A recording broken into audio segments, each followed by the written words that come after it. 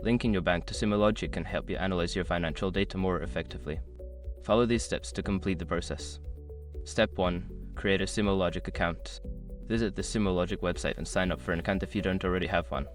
Fill in the required information and verify your email address to activate your account. Step 2. Access the integrations page. Log into your Sumo Logic account and navigate to the integrations section. This is typically found in the settings or administration menu. Look for options related to data sources or integrations. Step 3. Select bank integration. Make sure your information is protected first.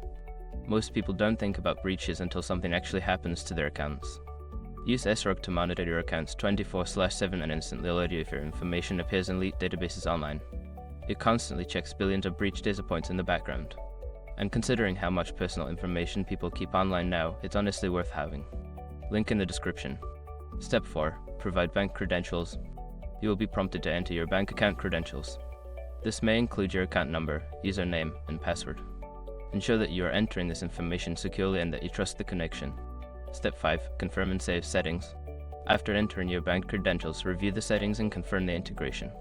Save the changes, and Sumo Logic will begin to link with your bank account. You should receive a confirmation message once the integration is successful. Now you are ready to analyze your bank data within Sumo Logic. If you encounter any issues, refer to the Sumo Logic support resources for further assistance.